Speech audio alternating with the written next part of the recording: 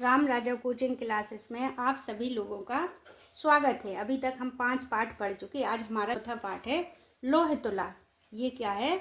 लोहे की तुला। लोह तुला मतलब होता है लोहे की तुला। ठीक है, इसमें यह जो पाठ है वो इस पर आधारित है, विष्णु शर्मा द्वारा लिखी गई है। ठीक है, पंचतंत्र से। और इसमें जो लोहे की तुला क्या होती है, किसी सेठ को दे जाते और उसके बदले में कुछ पैसे लेकर के विदेश के लिए जाते हैं। वहाँ से धन उपार्जन करके घर आते और घर आकर के पुनः उन सेठ से अपनी लोहे की तुला मांगते। फिर उन सेठ के द्वारा कहा जाता कि जो आपकी लोहे की तुला है वो चूहों के द्वारा खा ली गई। ठीक है, तो अब जब इनने सुना कि लोहे की तुला कहीं चूहे खा सकते, तो उन्होंने कहा ठीक है, इस संसार में ऐसा ही होता जो जैसा है। बोले अब उसी के बदले में इन्होंने कहा कुछ नहीं, लेकिन उनके मन में तो चल रहा था कि हमें अपनी लोहे की तुला वापस चाहिए। एक दिन इन्हें स्नान के लिए नदी में गए और बोले कि आपके पुत्र को हम साथ में ले जाएंगे। इनके पुत्र को ले गए और किसी शिला से बंद करके वापस आ गए। जब सेठ ने अपने पुत्र को नहीं देखा तो इन्हें बहुत अधिक विषाद हुआ। जब विषाद हुआ तो इन्होंने कहा कि भैया हमारे पुत्र को दे दो। तो उन्होंने कहा जब आपके पुत्र को कैसे दे दें, उसको तो बाज खा गए। तो उन्होंने कहा जब लोहे की तुला चूहे खा सकते तो आपके पुत्र को बाज क्यों नहीं उठा सकते।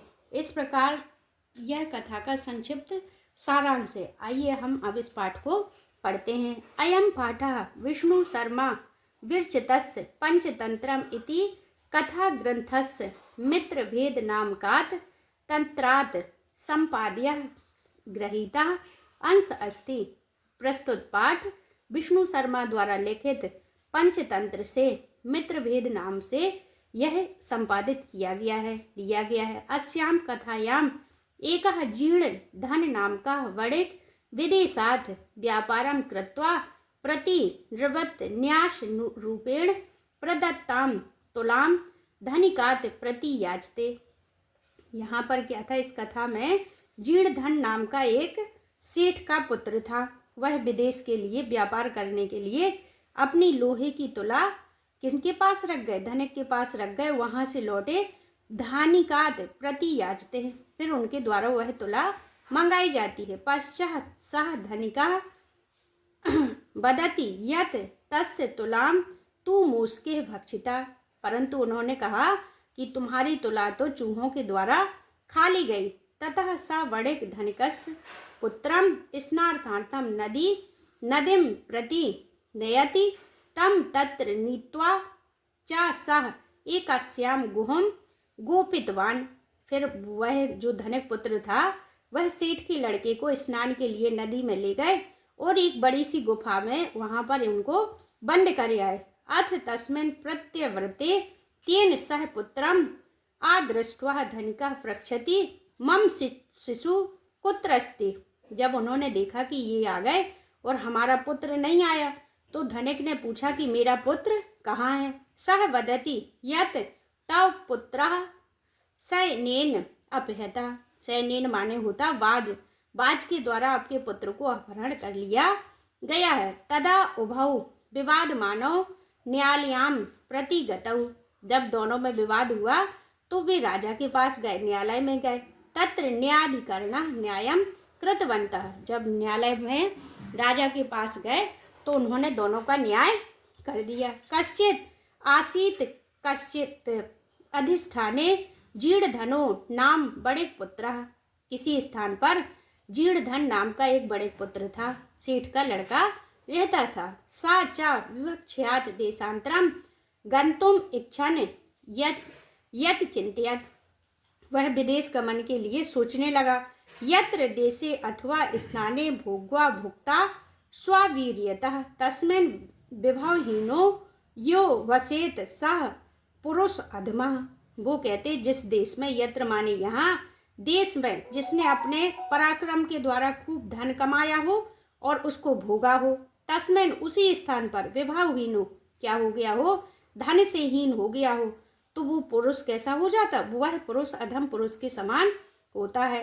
तस् चा ग्रहे लौह घटिता पूर्व पुरुषो उपार्जिता तुला आसीत। उसी के घर में एक लोहे की तुला, एक लोहे की तराजू पूर्वजों के द्वारा उपार्जित थी, रखी हुई थी।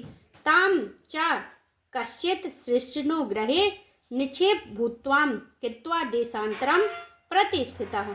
उसने वह उस तुला को किसी अच्छे बड़े के पास रख करके दूसरे देश में प्रस्थान कर गया। ततः सुचिरम कालम देशांतरम यथेच्छा भ्रांत्वा पुनः स्वपुरम आगत्वा तम श्रेष्ठनम अवदत्। वह कुछ समय के लिए, सुचिरम कालम बहुत समय के लिए वहाँ पर रहा विदेश में, और अपनी इच्छा के अनुसार वहाँ भ्रमण करता रहा, और उसने वहाँ पर खूब धन कमाया।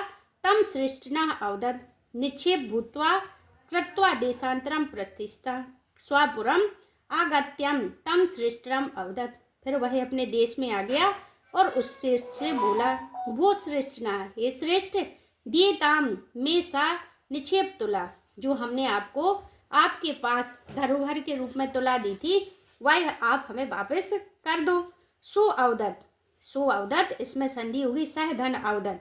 तो बोला, हे, वह बोला, भो नास्ति सा, वह अब नहीं है। त्वा दिया तुला मूसके भक्षिता यदि, जो तुम्हारे द्वारा तुला दी गई थी, तराजू दी गई थी, उसको तो मूस के माने चूहा खा गए, मूसक को के द्वारा भक्षण कर लिया गया। जीर्ण धना अवदत्, जीर्ण धन बोला, वो श्रेष्ठिना, हे श्रेष्ठ, न अस्ति दोष अस्ते यदि मूसका भक्षिता, इसमें आपका कोई दोष नहीं है यदि उसको चूहे खा गए। ईदृशा यो अयम संसार, यह संसार ऐसा ही है। न कश्चित्र शाश्वत अस्ति, यह संसार शाश्वत निरंतर नहीं बना रहता। इस संसार में जो भी लोग आते वो एक दिन नष्ट जरूर होते हैं, इसलिए कहते कि चूहे खा गए, इसमें आपका कोई दोष नहीं है।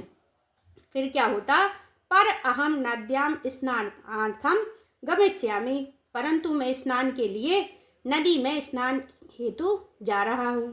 तत् त्वम आत्मीयम एनम शिशुम धन देव नामाम मया सह स्नान उपकरणम हस्तम प्रेष्यम इति, इसलिए आप अपने पुत्र को, धन देव नाम का जो आपका बालक है, उसको आप हमारे साथ स्नान के लिए, स्नान हेतु जो जो उपकरण है उसको दे करके भेज दीजिए। सह सृष्टि स्वपुत्रम अवदत्, वह श्रेष्ठ बनिया बोला अपने पुत्र से, वत्स, हे बेटा, पितृवयो अयम, तव, तुम्हारे ये चाचा है, स्नानार्थम यद अस्ति तद अनेन साकम गच्छति, अपने जो जो सामान है उनको लेकर के इनके साथ चले जाओ। अथ असौ श्रेष्ठ पुत्रः धनदेव स्नान उपकरणम आदाय पृष्ठमग्नः तनेन अभ्यागतेन सह प्रस्थिता। फिर उसके बाद पुत्र स्नान के लिए जो जो उपकरण थे वो लेकर के बढ़िया प्रसन्न मन से वहाँ के लिए प्रस्थान हुए। तथा अनुस्थिते सा वणिक स्नात्वा तम शिशु गिरि गुहाम प्रक्षिप्य तद द्वारम बृहत् शिलाम पिधाय सत्वरम ग्रहम आगतः। फिर उसने स्नान के बाद उस बड़े पुत्र को क्या कर दिया, गिरि माने पर्वत की एक गुफा में एक शिला के द्वारा बंद करके सत्वरम ग्रहम आगत, अपने घर की तरफ लौट आया। सह सृष्टि पृष्ठवान, वह श्रेष्ठ बोला, भो अभ्यागतः, तुम आ गए। कथयाम कुत्र में शिशु यह त्वया सह नदीम गतः इति, मेरा पुत्र तुम्हारे साथ नदी में स्नान के लिए गया था। सा अवदत्, वह बोला, तव पुत्र नदी तटाम सैनेन हतः इति, तुम्हारे पुत्र को नदी में स्नान करते हुए बाज उठा ले गया। सृष्टि अवदत्, वह बोला, मिथ्यावादिनः, तुम झूठ बोल रहे हो। किम क्वचित सैनो वाला हर्तुम शक्नोति, अरे कहीं बाज के द्वारा पुत्र को उठाया जा सकता। तत् संपाय तुम सततम अन्यथा राजकुले निवेदिष्यामि इति, वो बोला कि सही सही बोलो, नहीं तो तुम्हें राजकुल में राजा के दरबार में ले जाया जाएगा। सो आकथयत, वह बोला, सही बोलो। वो सत्यवादिनः, मैं सही बोल रहा हूँ। यथा सैनो वालम न नयति, यदि किसके द्वारा, बाज के द्वारा बालक को नहीं उठाया जा सकता। तथा मुस्के अपि लोह घटतम, उसी प्रकार चूहों के द्वारा लोहे की तुला को नहीं खा सकते। तुलाम न भक्ष्यन्ति, लोहे की तुला को भी नहीं खा सकते। तब पर्याम तुम तुलाम यदि दारेण प्रयोजनम इति, तुम मेरी लोहे की तुला को दे दो। यदि विवाद मानो तो द्वावपि राजकुलम गतु, इस प्रकार विवाद करते हुए दोनों आपस में राजा के दरबार में गए। तत्र सृष्टि तद द्वारेण अवतः भो, वहां पर जा करके वो जोर जोर से बोलने लगे। वाचितो अहम, बोले वाचितो अहम, वाचितो अहम, में हमारे साथ अन्याय हुआ, हमारे साथ अन्याय हुआ। आ ब्राह्मणम अनेन चौरेण मम शिशु अपहता इति, इस ब्राह्मण के द्वारा मेरे पुत्र को चुराया गया है। अथ धर्मान कारिणः तम अवदन भो समर्प्याय श्रेष्ठ सुतः, इसके द्वारा हमारे पुत्र को समर्पित कर दो। सो अवदत किम करोमि, यह तुमने क्या किया। पश्चितो में नदी तटाम ससेन शिशु अपहरत इति, उसने कहा मेरे द्वारा कुछ नहीं हुआ, नहाने गए थे और नदी में इसके पुत्र को बाज के द्वारा उठा लिया गया है। तत् सृष्ट्वा ते अवदन भो भवतः सत्यम नाविहितम किम सयेन सितुम हर्तुम समर्थः भवति, तुम सच बोलो, कहीं बाज के द्वारा शिशु को उठाया जा सकता।